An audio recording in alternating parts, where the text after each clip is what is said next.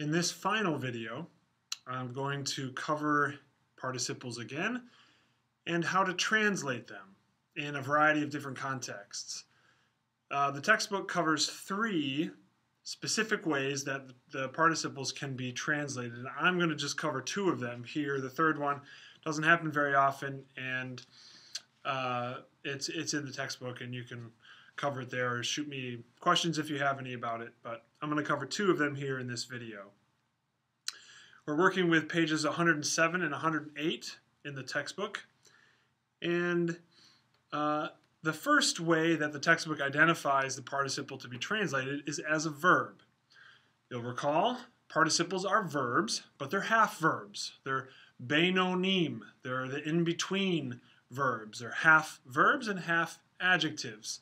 So they have verbal properties in that they're expressed through verb stems, and yet they also have adjectival properties and that they take adjective endings. And so they don't have a person subject embedded in the word like prefix, imperfect, and affix, perfect forms do, but rather just express gender and number like nouns and adjectives do. So first example you can see here, I've written 2 examples on the board for the translation of a verb. When a participle is functioning as a verb in a sentence, it has the property of communicating ongoing, continuous action in the present moment. So in relation to the speaker, whoever is speaking words, whether it's the narrator or a character or whomever, the activity being described is concurrent to the speaking of the word. So it's describing present tense activity that has an ongoing and continuous character, at least throughout the duration of the speaking.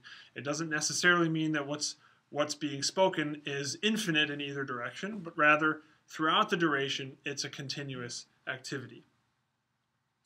So here are the 2 examples.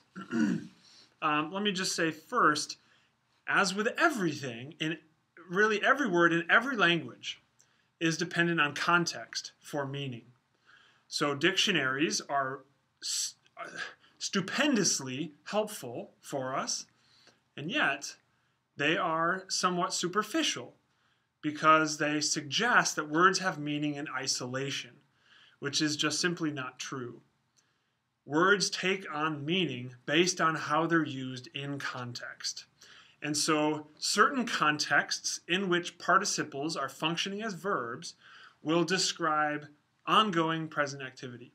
Sometimes the context will add a shade of meaning that describes action that will be continuous and present and active and ongoing, but in some imminent future moment.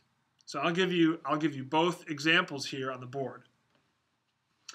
And we have an example in the PL and an example in the HIFIL. The first is actually both should be familiar to you, but the first is very familiar to you. This is from the Shema in verse 6, Deuteronomy 6, verse 6. Anochi metzavcha hayom. Right, from verse 6. And here we have our subject identified explicitly, Anochi, I am, because it's followed by a participle. So this one is actually happening in the present tense, in the present moment. Moses is saying the words that I am commanding you, metzavcha, that I am commanding you literally in this moment. That I'm commanding you today, hayom, let them be on your hearts. And so we have the mem followed by a shiva. That's telling you, at the very least, it's telling you it falls in the intensive column on the verb stem chart.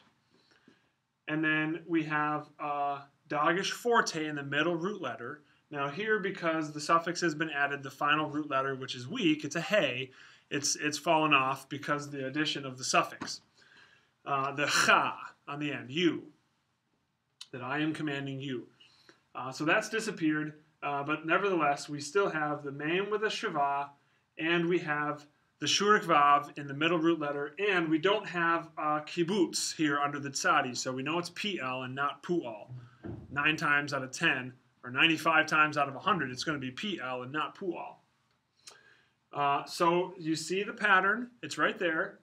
The mem tells you it's a participle, and the context is telling you that it's happening right now, that I am commanding you. So to translate a participle, often you have to add the English suffix ing, ing, that I am commanding you. Okay, that's how you bring it into the present tense in English. Okay, so that's the present. And here we have an example from Genesis 1, verse 6. This is the beginning of the second day. This also should be familiar to you.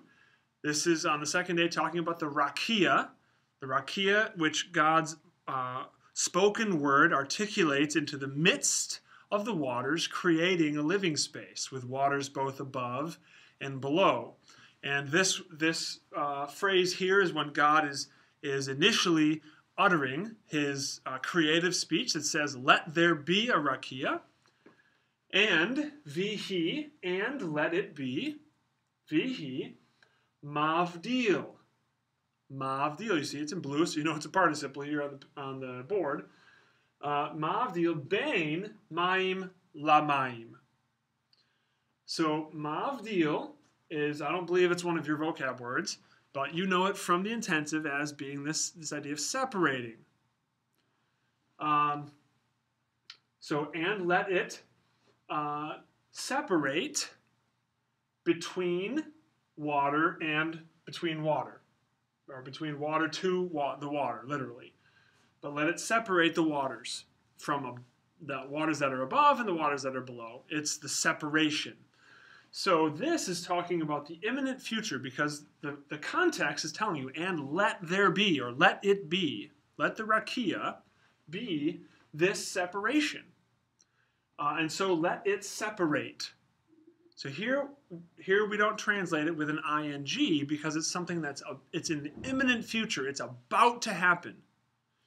And when it does happen, it's going to be a continuous separation, right? So it's describing something that's having an ongoing influence, separating the waters from the waters. Okay, but it's this imperfect verb coming before the participle that's telling you it's something that's about to happen. So that's your context.